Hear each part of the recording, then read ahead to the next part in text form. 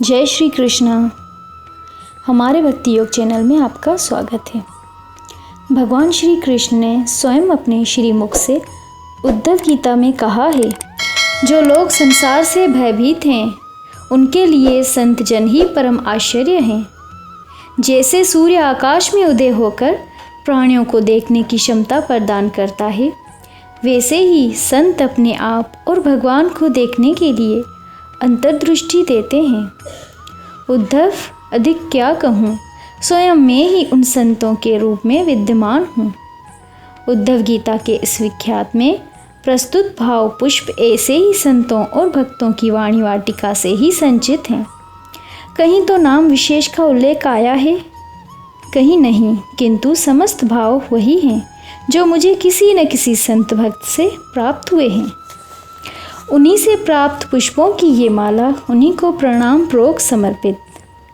हम सभी श्रीमद् भगवद गीता से तो परिचित हैं, जो भगवान श्री कृष्ण ने महाभारत युद्ध के पहले अर्जुन को सुनाई थी, किंतु उद्धव गीता के विषय में हम बहुत कम जानते हैं।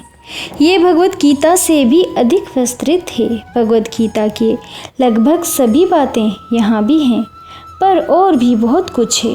ये प्रसंग भगवत महापुराण के 11वें स्कंद में है। भगवत सप्ताह कथा करने वाले इस प्रसंग तक कम ही पहुँच पाते हैं अथवा बहुत संक्षेप में चर्चा मात्र करके छोड़ देते हैं। ये प्रसंग अत्यंत ही सारभरित और हम लोगों के लिए जानने योग्य है।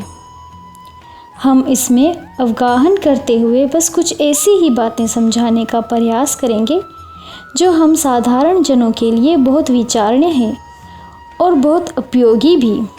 गीता का अर्थ है गाया गया गीत। भगवद गीता श्री कृष्ण ने गाई, इसलिए उसे भगवद गीता कहा गया। उद्धव गीता भी श्री कृष्ण ने ही गाई है, किंतु उसका नामकरण वाचक के अनुसार न होकर श्रोता के अनुसार किया गया है। अवश्य ही ये श्रोता की महिमा को दर्शाता है। अतः सर्वप्रथम उद्धव जी के बारे में कुछ जान लें। उनके विषय में स्वयं श्री कृष्ण भगवान ने अपने श्रीमुख से कहा है, उद्धव, मुझे तुम्हारे जैसे प्रेमी भगत जितने प्रिय हैं, उतनी प्रिय मेरे पुत्र ब्रह्मा, शंकर, सगे भाई बलराम जी, स्वयं लक्ष्मी जी और मेरा आत्मा भी नहीं है। उद्धव जी वसुदेव के भाई देवभाग के पुत्र थे। बचपन से ही उनके मन में श्री कृष्ण के प्रति अत्यंत अनुराग था। भगवान जब वृंदावन से मथुरा पधारे, तब से ही उद्धव उनके नित्य सखा बन गए। वो भगवान का ही झूठा भोजन खाते, उनके ही प्रसादी वस्त्र पहनते, उनके ही उतारी हुई माला धारण करते, उठते बैठते सोते जागते घूमते फिरते उनके ही साथ रहते। उनका रूप भी भगवान कृष्ण जैसा ही था। उन्होंने साक्षात देवगुरु बृहस्पति से विद्या प्राप्त की थी। हम लोग उद्धव जी के बारे में यही जानते हैं कि उन्हें अपनी विद्या का बड़ा गुमान था और वो भगवान को ही समझाने लगे कि पार ब्रह्म होते हुए आप ब्रजवासियों और गोपियों के लिए व्याकुल होते हैं।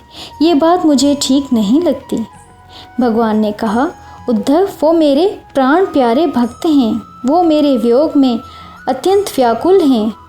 मेरा भक्त मेरे लिए व्याकुल होगा तो निश्चित रूप से मैं भी उनके लिए व्याकुल होऊंगा ही, क्योंकि मेरा प्रण है। ये यथा माम प्रपद्यन्ते तांस्तथैव भजाम्यहम्। अर्थात जो मेरे लिए जैसा भाव रखता है वैसा ही मैं उसके लिए रखता हूँ।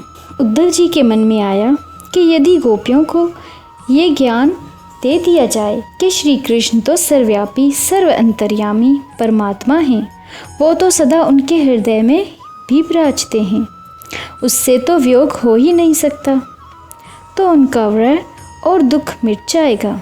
भगवान ने समझ लिया कि मेरा ये सखा ज्ञान के सर्व उच्च शिखर पर तो पहुंचा है, परंतु प्रेम सुधा सिंधु में कभी डुबकी तक नहीं लगाई।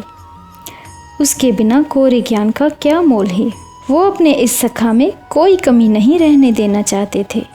अतः प्रेम का पाठ पढ़ाने उन्हें ब्रज भेजा।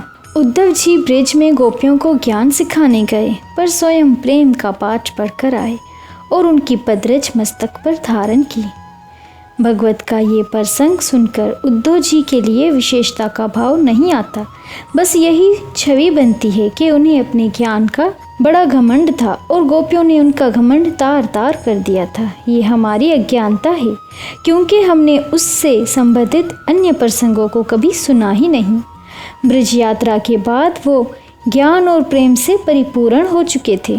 उनके बारे में स्वयं भगवान ने भी कहा था कि उद्धव मुझसे किसी बात में भी कम नहीं है। उनकी महानता के कारण ही इस प्रसंग को उद्धव गीता के नाम दिया गया है। व्यूवर्स, अगर आपको हमारी ये वीडियो पसंद आई हो तो लाइक, शेयर और सब्सक्राइब ज़रूर करें।